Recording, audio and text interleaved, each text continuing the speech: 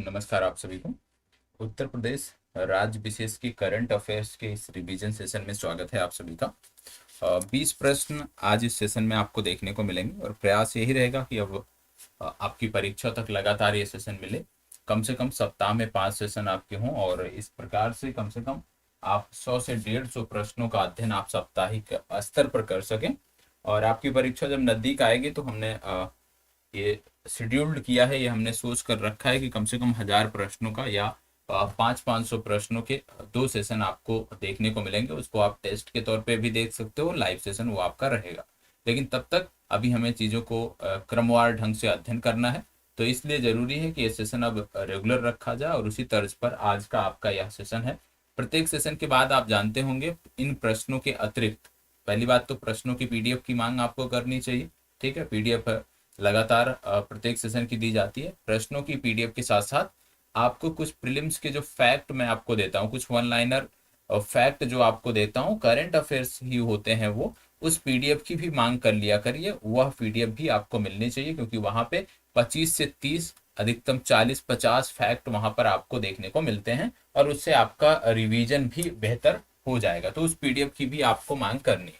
ठीक है, अब यहाँ पे एक एक करके पहले हम प्रश्नों को देख लेते हैं, फिर उस पीडीएफ की हम चर्चा करेंगे कि आज आपको कौन सी पीडीएफ मिलनी चाहिए, किस पीडीएफ से आज आपको अध्ययन करना है। उस पीडीएफ से जो जुड़े हुए कंटेंट है उसको इस सेशन में हम उसकी चर्चा नहीं करेंगे, वो आपको आप कह सकते हो कि एक विकल्प के तौर पे आपके पास रहेंगे। यदि आप करना चाहते हो तो आप स्वयं से उसका अध्ययन कर सकते हो। बोला जा रहा है हाल ही में चर्चा में रहा स्वस्थ गर्भ ऐप को किस संस्था द्वारा लॉन्च किया गया है, बताइएगा। क्या बोला जा रहा है आपसे? बोला जा रहा है स्वस्थ गर्भ ऐप को किस संस्था द्वारा लॉन्च किया गया है, आपको बताना है। IIT Madras, IIT Roorkee, IIT Delhi, IIT Kanpur. 4 विकल्प आपके दिए हुए हैं। इन 4 विकल्पों में से आपको चुनाव करना है कि इस एप्लीकेशन को किसके द्वारा लॉन्च किया गया है, किस संस्था के द्वारा लॉन्च किया गया है। आपको बता दें कि इस एप्लीकेशन के बारे में मैं आपको बताऊं तो यह इस प्रकार का पहला ऐप है जो डॉक्टर की सलाह तक पहुंच आपको प्रदान करता है, विशेष रूप से गर्भावस्था के दौरान, और प्रसव पूर्व देखभाल की सुविधा भी यह ऐप उपलब्ध कराता है।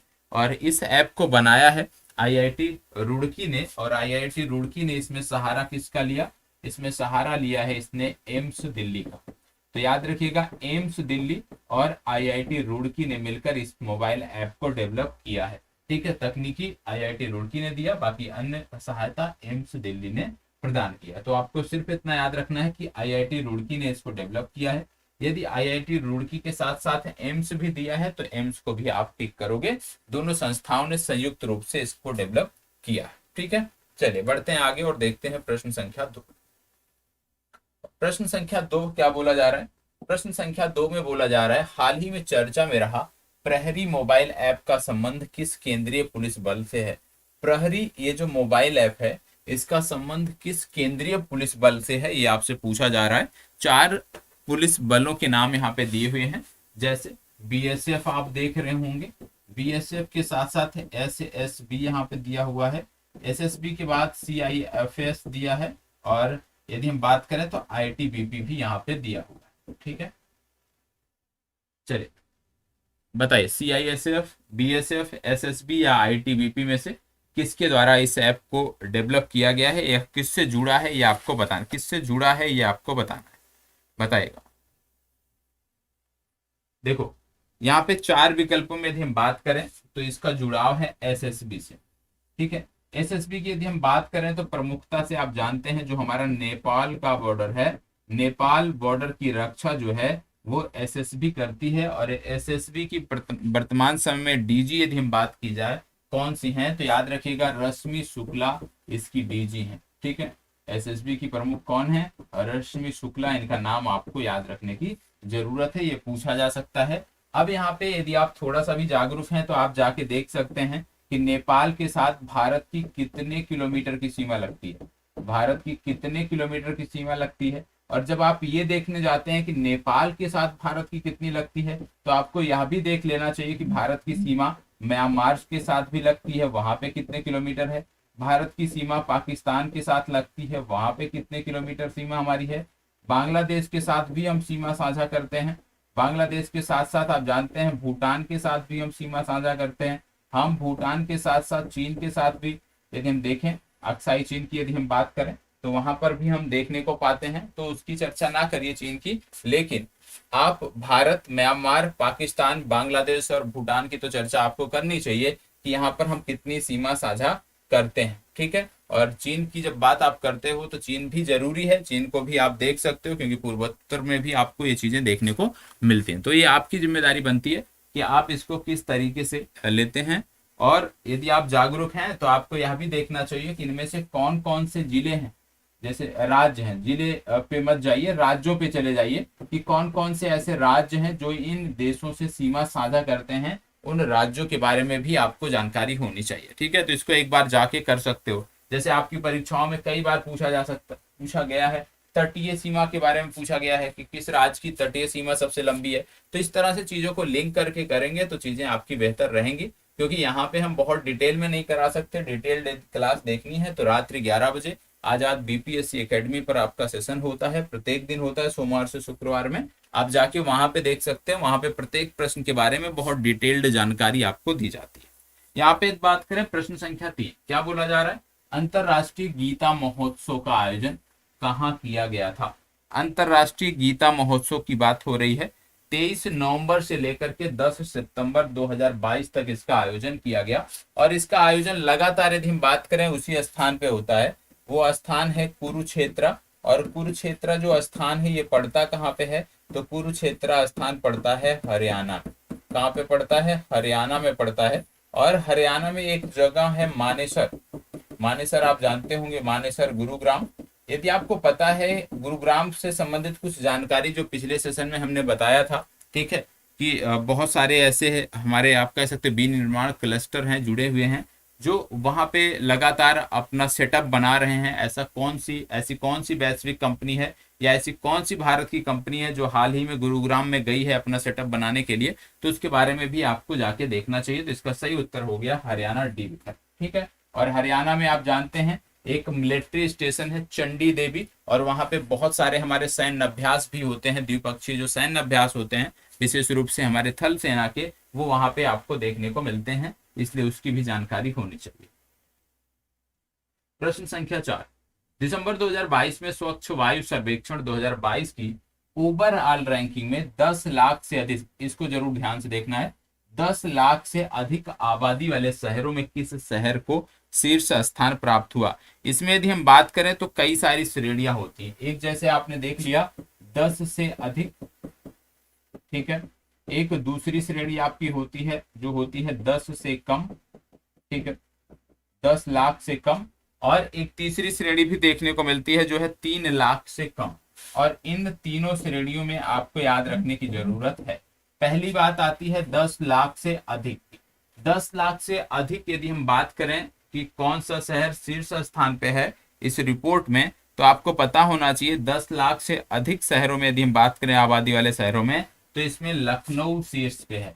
कौन सा शीर्ष पे है, लखनऊ शीर्ष पे है। दूसरे स्थान पे यदि हम बात करें, इसमें दूसरे स्थान पे कौन है, तो दूसरे स्थान पे आता है प्रयागराज, प्रयागराज, और तीसरे स्थान पे आता है वाराणसी। ठीक है, ये हो गए 10 लाख से अधिक। जब आप बात करते हो 10 लाख से कम, तो आपको याद रखना है मुरादाबाद, फिरोजाबाद, मुरादाबाद, फिरोजाबाद, और तीसरे स्थान पे अमरावती। ठीक है, ये आपको याद रखना है क्योंकि यूपी से जुड़े हुए शहर है टॉप में, तो पता होना चाहिए। यदि 3 लाख से कम वाले पे आ जाते हैं, 3 लाख से कम आबादी वाले शहरों की यदि हम बात कर लेते हैं, तो इसमें याद रखना है देवास मध्य प्रदेश का जो है वो टॉप पे है। देवास, देवास इसमें टॉप पर है। तो आप ज्यादा मत याद रखिए, आप सिर्फ इतना याद रखिए, कम से कम एक पहले स्थान पे जो है उनको याद रखना है कि 10 लाख से अधिक वाली बात किया जाए तो लखनऊ, 10 लाख से कम की बात किया जाए तो मुरादाबाद आपका टॉप पे। ठीक है, चलिए इसको बताइएगा। नवंबर 2022 में भारत के रजिस्ट्रार जनरल कार्यालय द्वारा जारी आंकड़ों के अनुसार मातृ मृत्यु दर वर्ष 2018-20 में कितने प्रति लाख है। ठीक है, बताएं। अच्छा प्रश्न है, जवाब देना। आपको बता दें 2014 और 16 के जो आंकड़े थे, 2014 और 16 के आंकड़ों के अनुसार यदि हम बात करें, मतलब इससे पूर्व का जो हमें आंकड़ा उपस्थित था, हमारे पास था, उसके आधार पर यदि हम बात करें तो MMR रेट पूरे भारत के स्तर पर यदि हम बात करें तो 130 थी। ठीक है, 130 पूरे भारत के स्तर पे थी, लेकिन उसको हमने अब बहुत कम कर दिया है। और अब कितना हो गया है ये आपको बताना है। हमारे 8 राज्य ऐसे हैं जहां पे MMR रेट की यदि हम बात करें तो वो 70 से भी कम देखने को मिलती है। हमारे ऐसे राज्यों की संख्या 8 है जहां पे ये दर 70 से भी कम देखने को मिलती है। और इन 8 राज्यों में सिर्फ इतना आपको पता होना चाहिए, सबसे कम कहाँ पे है, तो सबसे कम केरल में आपको देखने को मिलती है, ये आपको पता होना चाहिए। क्या है, उत्तर प्रदेश की बात करें तो उत्तर प्रदेश याद रखिएगा, उत्तर प्रदेश उच्चतम MMR रिपोर्ट रखने वाले राज्यों में तीसरे स्थान पे है। और यहाँ का जो दर है वो है 167। 167 किसका है, यह है यूपी का। और यूपी तीसरा सबसे बड़ा, आप कह सकते हो कि तीसरी सबसे बड़ी दर रखने वाला राज्य उत्तर प्रदेश है। सबसे ज्यादा कहाँ पे है, तो सबसे ज्यादा है आसाम में। असम के बाद दूसरे स्थान पे है मध्य प्रदेश। असम के बाद दूसरे स्थान पे है मध्य प्रदेश, जहाँ पे सबसे ज्यादा मॉर्टलिटी रेट है। और तीसरे स्थान पे है आपका उत्तर प्रदेश। ठीक है, उत्तर प्रदेश में कितना है ये आपको पता होना चाहिए, मैंने आपको बताया है 167। और संपूर्ण भारत की जब आप बात करते हो तो संपूर्ण भारत में इस डेटा के अनुसार जो है वो है 97। ठीक है, वो है 97, ये आपको पता होना चाहिए। मतलब 1 लाख जो, आप कह सकते हो कि 1 लाख जो नवजात शिशु जब जन्म लेते हैं तो उनमें से 97 माताओं की मृत्यु जो है उस दौरान हो जाती है, ये आंकड़ा ये बताता है। और उत्तर प्रदेश की जब बात करें तो उत्तर प्रदेश में 167, प्रति 1 लाख पर 167 माताओं की मृत्यु प्रसव के दौरान होती है, ये आपको पता होना चाहिए। ठीक है, और इसको भारत सरकार और भी कम करना चाहती है। 2030 तक यदि हम बात करें तो भारत सरकार का लक्ष्य है कि 2030 तक हमें 70 से कम इसको लेकर आना है, राष्ट्रीय स्तर पर 70 से कम इसको लेकर आना है। पिछले दिनों प्रधानमंत्री नरेंद्र मोदी ने किस स्थान पर स्टैचू ऑफ प्रॉस्पेरिटी का अनावरण किया, ये आपको बताना है। बताइएगा, स्टैचू ऑफ प्रॉस्पेरिटी का अनावरण प्रधानमंत्री ने कहाँ पे किया। आप जानते हैं इसकी ऊंचाई है 108 फीट ऊंची। 108 फीट ऊंची ये एक कांस्य प्रतिमा है। और यदि बोला जाए कि किससे संबंधित है ये, तो याद रखिएगा ये संबंधित है नाद प्रभु कैंपेगौड़ा से। ठीक है, नाद प्रभु कैंपेगौड़ा से संबंधित है। और बेंगलुरु शहर के ये संस्थापक थे, और बेंगलुरु शहर के संस्थापक नाथ प्रभु कैंपेगौड़ा से ये संबंधित है। और उन्हीं के योगदान को याद करने के लिए जो है ये दिवस मनाया जाता है। ठीक है, तो यहाँ पे बात हो रही है कहाँ पे, बेंगलुरु की, तो इसका सही उत्तर हो जाएगा बेंगलुरु, क्योंकि ये कौन थे, बेंगलुरु शहर के संस्थापक थे। इसको बताओ 10वां अंतरराष्ट्रीय पर्यटन मार्ट कहाँ आयोजित किया गया। 10वां अंतरराष्ट्रीय पर्यटन मार्ट कहाँ आयोजित किया गया, आपको बताना है। 10वां अंतरराष्ट्रीय पर्यटन मार्ट कहाँ आयोजित किया गया।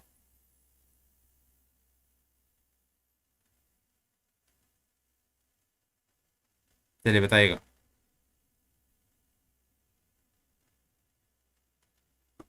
फास्ट जवाब दीजिएगा। देखो यहाँ पे आपको यदि हम बात करें तो कौन सी वाइल्ड लाइफ सेंचुरी देखने को मिलेंगी, बहुत सारी वाइल्ड लाइफ सेंचुरी यहाँ पे आपको देखने को मिलती हैं। ये राज्य आपका, पहली बात तो ये राज्य है आपका मिजोरम। ठीक है, मतलब ये जो 10वां अंतरराष्ट्रीय पर्यटन मार्ट है, ये 10वां अंतरराष्ट्रीय पर्यटन मार्ट आइजोल में आयोजित किया जाएगा। कहाँ पे, आइजोल से संबंधित है ये। अब यहाँ पे आपको बता दें कि बहुत सारी वाइल्ड लाइफ सेंचुरी हैं जो आपके यहाँ पूछी जाती हैं। जैसे आपको इसको देखना है कहाँ पे पढ़ते हैं, ये आपका होमवर्क है। फाकिम वाइल्ड लाइफ सेंचुरी, रंगा पहर आपने नाम सुना होगा, रंगा पहर वाइल्ड लाइफ सेंचुरी। फाकिम हो गया, रंगा पहर हो गया। फाकिम और रंगा पहर के साथ साथ एक और आता है सिंगफन। ठीक है, सिंगफन, वन्य जीव अभ्यारण्य या सिंगफन वाइल्ड लाइफ सेंचुरी, ये तीनों आपको बताना है कहाँ पे पड़ते हैं। क्योंकि आप जानते होंगे वर्तमान समय में नेशनल पार्क कम पूछे जा रहे हैं, वाइल्ड लाइफ सेंचुरी ज्यादा पूछी जा रही है। इसलिए ज्यादा पूछी जा रही है क्योंकि नेशनल पार्क ज्यादातर हम रट चुके हैं, और यदि कोई नेशनल पार्क पूछा भी जाता है तो वो समसामयिक संदर्भों में चर्चा में होता है और इस कारण से पूछा जाता है। तो ये तीनों हमें आपको देखना है, ठीक है। चलिए आगे बढ़ते हैं। हाल ही में चर्चा में रहा तोकू इमोग महोत्सव का संबंध किस राज्य से है? तोकू इमोग महोत्सव का संबंध किस राज्य से है, आपको बताना है, बताइएगा। तोकू इमोग महोत्सव का संबंध किस राज्य से है? चलिए बताइएगा। तोकू इमोग, आपको बता दें एक जनजाति है जिसका नाम है लोथा जनजाति, ठीक है, लोथा जनजाति। और इसी लोथा जनजाति का ये महोत्सव है। और तोकू महोत्सव की बात करें तो तोकू महोत्सव वहां मनाया जाता है जिस राज्य की राजधानी है कोहिमा, और इस राज्य में एक फेस्टिवल मनाया जाता है जो राष्ट्रीय और अंतरराष्ट्रीय स्तर पर ख्याति प्राप्त है, जिसका नाम है हॉर्नबिल फेस्टिवल। ये आपको पता होना चाहिए, ठीक है। हॉर्नबिल फेस्टिवल की बात हो रही है, कोहिमा की बात हो रही है, मतलब राज्य हमारा कौन सा होगा? राज्य हमारा होगा नागालैंड। तो इसका सही उत्तर क्या है? इसका सही उत्तर है नागालैंड। ए विकल्प इस प्रश्न का सही उत्तर है, ठीक है। चलिए आगे बढ़ते हैं। प्रश्न संख्या 9, 41वें अंतरराष्ट्रीय व्यापार मेले में फोकस राज्य कौन था? चलिए बताइएगा। 41वें अंतरराष्ट्रीय व्यापार मेले में फोकस राज्य कौन था? 41वें अंतरराष्ट्रीय व्यापार मेले में फोकस राज्य कौन था, आपको बताना है। फास्ट जवाब दीजिएगा। 41वें अंतरराष्ट्रीय व्यापार मेले में फोकस राज्य कौन था? आप जानते हैं एक होता है पार्टनर राज्य, ठीक है, एक होता है पार्टनर राज्य और एक होता है फोकस राज्य, ठीक है। तो दोनों दो चीजें हैं, इसलिए दोनों को अलग अलग देखना है, ठीक है, पार्टनर राज्य और फोकस राज्य। चलिए बताइए, यहां से पूछा क्या जा रहा है? फोकस राज्य पूछा जा रहा है, आपको बताना है। पार्टनर के बारे में यदि हम बात करें तो पार्टनर इसमें 3 राज्य थे। कौन कौन? बिहार, झारखंड, महाराष्ट्र। बिहार, झारखंड और महाराष्ट्र ये फोकस थे, सॉरी पार्टनर थे। फोकस में 2 राज्य थे। फोकस में पहला राज्य था केरल और दूसरा राज्य था यूपी, उत्तर प्रदेश। और इसको बहुत अच्छे से याद रखने की जरूरत है। तो मतलब यहाँ पे फोकस राज्य कौन सा था? फोकस राज्य है यूपी, मतलब उत्तर प्रदेश इसका सही उत्तर है। इसमें कुछ चीजें और आपको याद रखनी है, जैसे यदि आपसे पूछ लिया जाए कितने देशों ने इसमें भाग लिया, तो इस बार इसमें कुल 12 देशों ने भाग लिया। आयोजन कहाँ किया जाता है? हर वर्ष किया जाता है प्रगति मैदान। प्रगति मैदान नई दिल्ली में पड़ता है, ठीक है। यदि आप कभी सुप्रीम कोर्ट गए होंगे तो उसी के आसपास ये पड़ता है, तो वहां पे आपको ये देखने को मिल जाएगा। प्रगति मैदान में इसका आयोजन किया जाता है। 12 देशों ने प्रतिभाग किया था। कौन सा राज्य या केंद्र शासित प्रदेश पहली बार इसमें शामिल हुआ था? तो याद रखिएगा, लद्दाख, लेह लद्दाख पहली बार इसमें शामिल हुआ था। लेह लद्दाख पहली बार अंतरराष्ट्रीय व्यापार मेले में शामिल हुआ था, यह भी आपको याद रखना है, ठीक है। इसको बताइए। राष्ट्रीय स्वच्छ गंगा मिशन द्वारा कहां पर गंगा उत्सव नदी महोत्सव 2022 आयोजित किया गया? चलिए जवाब दीजिएगा। गंगा उत्सव नदी महोत्सव 2022 कहां आयोजित किया गया, आपको बताना है। चलिए सभी को जवाब देना है, कहां पर आयोजित किया गया। देखो इसका आयोजन हुआ नई दिल्ली में। डी विकल्प आपका सही उत्तर है। यहाँ पे गंगा की बात हो रही है, तो आप जानते हैं गंगा से एक शब्द हम जोड़ सकते हैं, गैंगेटिक डॉल्फिन, ठीक है। गैंगेटिक डॉल्फिन की चर्चा इन दिनों बहुत हो रही है और आपके एग्जाम में पूछा भी जा सकता है। गैंगेटिक डॉल्फिन से संबंधित भारत में यदि पूछ लिया जाए शोध संस्थान कितने हैं, तो एक है जिसका नाम है Vikramshila, Vikramshila Gangetic dolphin research centre, जो कि आपको बिहार में देखने को मिलता है, भागलपुर में, ठीक है। दूसरा बन रहा है यूपी में। भारत का दूसरा जो है गैंगेटिक डॉल्फिन रिसर्च सेंटर जो बन रहा है वो यूपी में बन रहा है। यूपी का एक जिला है बहराइच, बहराइच एक जिला है, ठीक है, नेपाल से सीमा लगती है इस जिले की। और इसी जिले में ये बन रहा है। कहाँ पे? यहाँ पे एक वाइल्ड लाइफ सेंचुरी या वन्य जीव अभ्यारण्य पड़ता है जिसका नाम है कर्तनिया घाट वन्य जीव अभ्यारण्य या कर्तनिया घाट वाइल्ड लाइफ सेंचुरी। तो कर्तनिया घाट में इसको बनाया जाएगा, ये आपको पता होना चाहिए, याद रखिएगा। उत्तर प्रदेश के बहराइच में। एक चीज और याद रखिएगा, यहाँ पे एक नदी बहती है और उस नदी में इनकी आबादी पाई जाती है जिसका नाम है गिरवा, ठीक है। गिरवा नामक एक नदी है, कहीं कहीं गेरुआ बोलते हैं, ठीक है। तो गिरवा या गेरुआ नामक एक नदी है जो कर्तनिया घाट वन्य जीव अभ्यारण्य से होकर बहती है। उसी के पास में ये आपको बनाया जाएगा, ये सेंटर बनाया जाएगा। तो सिर्फ याद रखना है कर्तनिया घाट वन्य जीव अभ्यारण्य। आपसे ऐसे भी पूछा जा सकता है कि कर्तनिया घाट वन्य जीव अभ्यारण्य किस राज्य से संबंधित है, तो आपका जवाब होगा उत्तर प्रदेश। इसको बताइए, इंडिया पोस्ट पेमेंट बैंक ने कहां पर भारत का पहला पानी में तैरता वित्तीय साक्षरता शिविर आयोजित किया? चले बताएं। इंडियन पोस्ट पेमेंट बैंक ने कहां पर भारत का पहला पानी में तैरता वित्तीय साक्षरता शिविर आयोजित किया, ये आपको बताना है। चले जवाब दीजिएगा, कहां पर ये किया गया?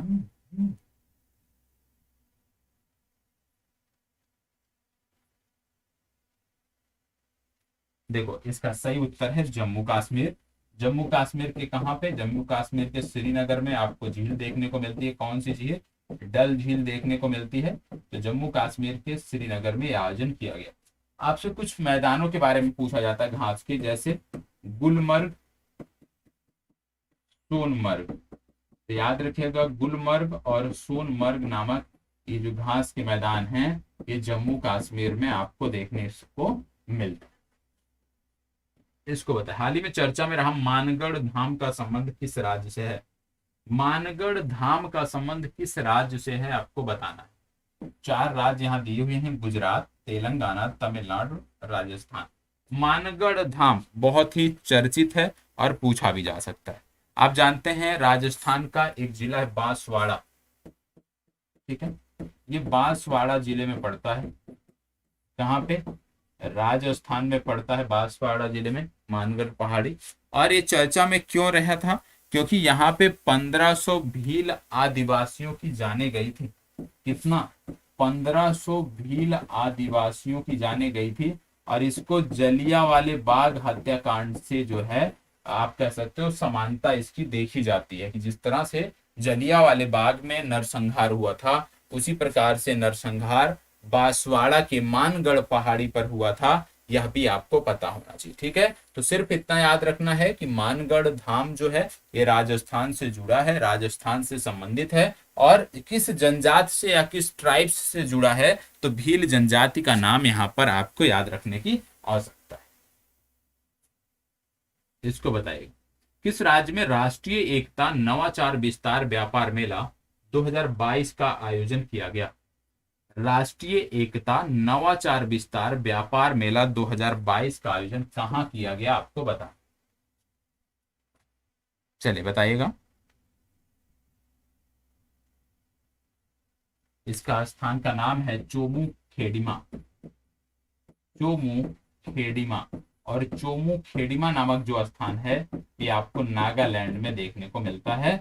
मतलब इसका सही उत्तर हो जाएगा नागालैंड, चोमू खेडिमा, ठीक है। चल आगे बढ़ते हैं। ये पीडीएफ आपको मिल जाएगी प्रश्नों वाली भी, इसको भी आपको देखना है। इसको बताइए, हाल ही में चर्चा में रहा डोनी पोलो हवाई अड्डा का संबंध किस राज्य से है? ये पूरा ग्रीनफील्ड हवाई अड्डा है। ग्रीनफील्ड का मतलब क्या है? ग्रीनफील्ड का मतलब है कि 100% नया बनाया गया है। यदि कहीं पे लिखा हो ब्राउनफील्ड, ब्राउनफील्ड का मतलब क्या है? मान लीजिए इसको हम बोल देते कि ब्राउनफील्ड हवाई अड्डा है या ब्राउनफील्ड एयरपोर्ट है। इसका मतलब है कि पहले से वहां पे इस प्रकार की कोई संरचना थी और उसी को अपग्रेड किया। उदाहरण के तौर पे मान लीजिए आपके यहाँ कोई हवाई पट्टी थी, जैसे इस समय उत्तर प्रदेश की मैं बात कर लूं तो आप जान रहे हैं अयोध्या में हवाई अड्डा बन रहा है, ठीक है। अयोध्या में हवाई अड्डा बन रहा है। अब अयोध्या में पहले हवाई पट्टी तो पहले से थी, हवाई पट्टी पहले से थी। तो हवाई पट्टी पहले से थी, हवाई अड्डा पहले से था, केवल उसी को अपग्रेड किया जा रहा, अभी तक वो संचालन में नहीं था, सिर्फ सैन्य कार्यों के लिए या किसी प्रशासनिक कार्यों के लिए ही उपयोग होता था हवाई पट्टी का, केवल हवाई पट्टी थी। तो उसको आप बोलोगे ब्राउन फील्ड, ना कि उसको ग्रीन फील्ड आप नाम दोगे। ठीक है, तो ये अंतर आपको पता होना चाहिए, ब्राउन फील्ड और ग्रीन फील्ड। इसका जो संबंध है कहाँ से है, 4 राज्य हैं, जम्मू कश्मीर, लद्दाख, अरुणाचल प्रदेश, गुजरात, आपको बताना है। आप जान रहे हैं इसका संबंध है। होलोंगी एयरपोर्ट आपने सुना होगा ना, अरुणाचल प्रदेश के ईटानगर में, तो वही है, सी विकल्प इसका सही उत्तर है। हाल ही में चर्चा में रहा कदमत तट का संबंध किस राज्य केंद्र शासित प्रदेश से है? चलिए बताइए, कदमत तट का संबंध किस राज्य केंद्र शासित प्रदेश से है, आपको बताना है। कदमत तट की बात हो रही है, आप जान रहे हैं ब्लू फ्लैग सर्टिफिकेट वाले समुद्री बीचों के बारे में आपने सुना होगा। तो ये ब्लू फ्लैग सर्टिफिकेट प्राप्त करने वाला समुद्री बीच है, और इसके बारे में आपको जानकारी, पर्याप्त जानकारी होनी चाहिए। कितनी संख्या आज तक है भारत में, यदि हम बात करें इस तरह के की समुद्री बीचों की संख्या कितनी है, तो वो भी आपको पता होना चाहिए। तो बताइएगा इसको देख के, चलिए बताइएगा सभी को। देखो क्या है कि सभी को जवाब देना चाहिए, जवाब देने से क्या है कि आपका इन्वॉल्वमेंट रहता है, और जब इन्वॉल्वमेंट रहता है तो चीजें आपकी बेहतर होती हैं। तो यहाँ पे याद रखना है कि इसका सही उत्तर है लक्षद्वीप। कदमत के साथ साथ आपको एक और समुद्री बीच जो है वो याद आना चाहिए, और वो कौन सा है, वो आपका कौन सा था, मिनिकॉय थुंडी।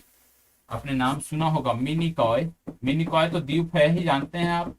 मिनिकॉय थुंडी ये क्या है, ये समुद्र तट है, और कदमत, ये दोनों समुद्र तट से यदि हम बात करें तो ये संबंधित कहां से हैं, लक्षद्वीप से हैं, और इन दोनों को ब्लू फ्लैग सर्टिफिकेट मिला हुआ है। और भारत में यदि हम बात करें कि आज की तिथि में ब्लू फ्लैग सर्टिफिकेट वाले समुद्री बीच कितने हैं, तो टोटल 12 आपको देखने को मिलते हैं। क्या आप में से कोई बता सकता है कि अंडमान निकोबार का वो कौन सा समुद्री बीच है जिसको ब्लू फ्लैग सर्टिफिकेट मिला हुआ है, साथ ही वो किस द्वीप पर स्थित है, उस द्वीप का नाम भी आप कमेंट बॉक्स में बताइएगा, जरूरी है। उड़ीसा के भी बहुत द्वीप हैं, आंध्र प्रदेश में भी हैं, तमिलनाडु में, तो याद रखना कम से कम ब्लू फ्लैग सर्टिफिकेट वाले आपको पता होना चाहिए। इसको बताओ, भारतीय प्रधानमंत्री और संयुक्त राष्ट्र के महासचिव ने संयुक्त रूप से किस राज्य में मिशन लाइफ का शुभारंभ किया? मिशन लाइफ का शुभारंभ बताएं। मिशन लाइफ का शुभारंभ कहां से किया गया? आप जानते हैं एक स्थान है केवड़िया, आज तो सबको ये पता होना चाहिए आज की डेट में कि केवड़िया स्थान किस राज्य में है। केवड़िया स्थान पड़ता है गुजरात में। गुजरात के कहां पे? गुजरात का एक स्थान है एकता नगर, वहीं के पास में पड़ता है। मतलब केवड़िया गुजरात से इसकी शुरुआत की गई थी, और इसका सही उत्तर हो जाएगा आपका बी। ठीक है, चलिए आगे बढ़ते हैं। राष्ट्रीय समुद्री धरोहर परिसर का निर्माण किस राज्य में किया जाता है, बताएं। राष्ट्रीय समुद्री धरोहर परिसर का निर्माण किस राज्य में किया जा रहा है?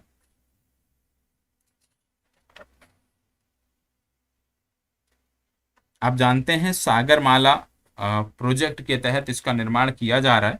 3500 करोड़ रुपए इसमें लगाए जा रहे हैं, और अपनी तरह का यह भारत का पहला परिसर होगा जो देश की समृद्धि और विविध समुद्री विरासत को दर्शाएगा, विरासत को प्रदर्शित करेगा। और परियोजना का जो पहला चरण था वो बताया जा रहा था कि मार्च 2024 तक समाप्त हो जाएगा। यदि राज्य की बात करें कि किस राज्य से संबंधित है, तो ये संबंधित है गुजरात के लोथल से।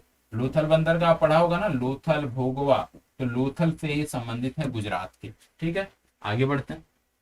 राष्ट्रीय फैशन प्रौद्योगिकी संस्थान का 18वां परिसर कहां शुरू हुआ है?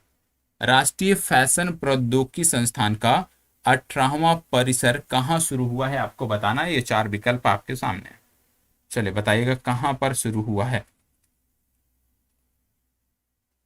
दमन, लखनऊ, अमेठी, रायबरेली। 3 स्थान तो आप ही के राज्य के हैं।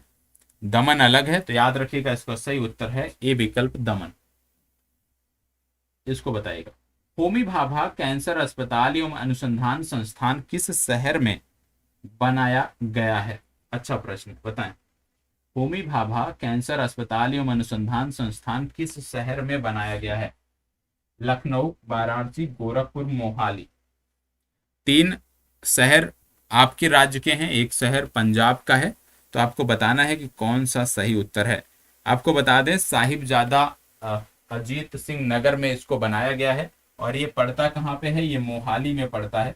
साहिबजादा अजीत सिंह की जब आप बात करते हैं तो सिख धर्म के जो 10वें गुरु थे, सिख धर्म के जो 10वें गुरु थे, गुरु गोविंद सिंह, उन्हीं के 4 पुत्रों में सबसे बड़े पुत्र जो थे उन्हीं का नाम था ये। और उन्हीं के नाम पर जो नगर स्थापित किया गया है वहीं पर इसकी स्थापना की जा रही है। और आपने एक पंथ सुना होगा, खालसा पंथ। खालसा पंथ कई बार पूछा जाता है, खालसा पंथ की शुरुआत किसने की? तो खालसा पंथ की शुरुआत भी गुरु गोविंद सिंह ने की थी। सिख धर्म के 10वें गुरु ने ही इसकी शुरुआत की थी। यह भी आपको याद रखने की आवश्यकता है। इसको बताइए, हिंदुस्तान पेट्रोलियम कॉरपोरेशन लिमिटेड ने कहां पर गोबर से संपीड़ित अपने पहले बायोगैस परियोजना को शुरू किया है? बताइए। बात हो रही है एचपीसीएल की, और बोला जा रहा है कि एचपीसीएल ने कहां पर ये बायोगैस परियोजना जो है वो शुरू की है, ये आपको बताना है। 4 विकल्प हैं, राजस्थान, गुजरात, महाराष्ट्र, मध्य प्रदेश। इसका सही उत्तर है राजस्थान। ठीक है, तो आज का जो सेशन था वो हमारा यहीं पे समाप्त होता है। अब इसके साथ साथ आपको जो दूसरा आपको देखना है, वो दूसरा जो आपको पढ़ना है वो इससे जुड़े हुए जो फैक्ट हैं वो पढ़ने हैं। इसकी पीडीएफ भी साथ में ही आपको मिल जाएगी। और आज काफी फैक्ट हैं, 2 से 3 पेज का ये पीडीएफ है। तो ये पीडीएफ आपको मिल जाएगी, इसको भी साथ साथ तैयार करते हुए चलिएगा। इसमें 1 लाइनर आप कह सकते हो करंट अफेयर्स दिए गए हैं। ठीक है, जैसे दामोदर मौजी ने किस भाषा में लिखने के लिए ज्ञानपीठ पुरस्कार जीता? कोंकणी भाषा। फिर इसके बाद आप देख रहे होगे जीवन रेखा एक्सप्रेस या लाइफ लाइन एक्सप्रेस नामक ट्रेन इनमें से कौन सी सुविधा प्रदान करती है? अस्पताल की सुविधा प्रदान करती है। और इस तरह से ये 8 पेज हैं, इसमें 8 पेज हैं आज की इस पीडीएफ में। तो ये पीडीएफ आपको उपलब्ध करा दी जाएगी। इसका भी आपको रिवीजन करना है, इसको भी आपको नोट डाउन करना है। ठीक है, तो बाकी कोई भी दिक्कत होती है, बाकी कोई भी डाउट होता है तो आप कमेंट बॉक्स में बता सकते हैं, आपकी हर समस्या का समाधान किया जाए।